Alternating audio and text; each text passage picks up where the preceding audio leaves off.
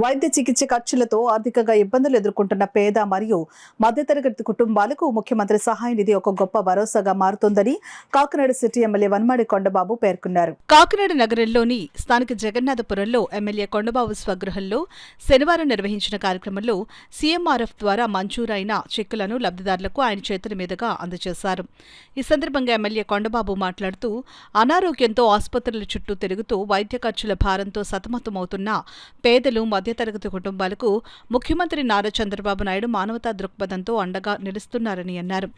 ఎవరికైనా అత్యవసర పరిస్థితుల్లో వైద్య సహాయం అవసరమైతే సీఎంఆర్ఎఫ్ ద్వారా తక్షణమే స్పందించి సహాయం అందేలా సీఎం ప్రత్యేక శ్రద్ధ చూపుతున్నారని తెలిపారు.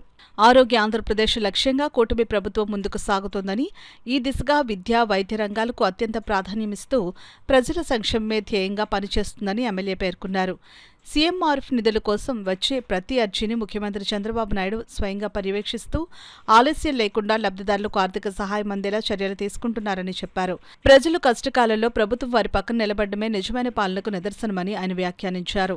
సీఎంఆర్ఎఫ్ సహాయంతో అనేక కుటుంబాలకు కొత్త ఆశలు కలుగుతున్నాయని, ఇలాంటి సంక్షేమ కార్యక్రమాలు మరింత విస్తృతంగా అమలు చేస్తామని భరోసా ఇచ్చారు. ఈ కార్యక్రమంలో టీడీపీ నగర అధ్యక్షులు మల్లిపూడి వీరు, బచ్చి శేఖర్, తుమ్మల సునీత రమేష్, గుజ్జుబాబు, చింతలపూడి రవి, పల్లెవెల రవి, అనంతకుమార్, అంబటి చిన్న, నురుకుర్తి మోహన్, ఎరిపిల్లి రాము, చూడుపల్లి సతీష్, అంగాడి దుర్గారావు, గాది శివరామకృష్ణ, పోలుపల్లి జగన్, చొక్కాగిరి, చింతపల్లి తాతారావు, బొడ్డు శివాజీ, పిర్ల లక్ష్మీప్రసన్న, రాంబాబు, కోడూరు పెద్ద, ఏవీడి మెంటారావు, పలువెల లక్ష్మి, రెడ్నం సత్యబాబు, అమలకంటి బలరాం, పొంగ సత్య, రిక్కా సంజీవ్, బొల్లోజు ఉమా, పార్టీ నాయకులు, కార్యకర్తలు మరియు లబ్ధిదారులు పాల్గొన్నారు.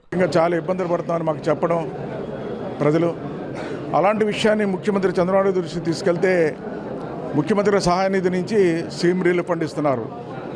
ఈరోజు అలాంటివన్నీ ఇవ్వడంతో, ఆ డబ్బులు ఇవ్వడంతో ఈరోజు ఈ పేద కుటుంబాలన్నీ కూడా చాలామంది ఆర్థికంగా నిలదొక్కునే అవకాశం దక్కుతుంది. ఈ రోజున చూడండి, ఈరోజు ఈ ప్రభుత్వం వచ్చిన తర్వాత అండి, కూటమి ప్రభుత్వం వచ్చిన తర్వాత నా దగ్గరికి వచ్చిన అన్నీ కూడా ముఖ్యమంత్రి చంద్రబాబు నాయుడు దృష్టిలో పెడితే సీఎం రిలీఫ్ ఫండ్ ద్వారా ఇప్పటికీ సుమారు మా కాకినాడ నగరంలోనే 6 కోట్ల రూపాయలు ఇచ్చామండి.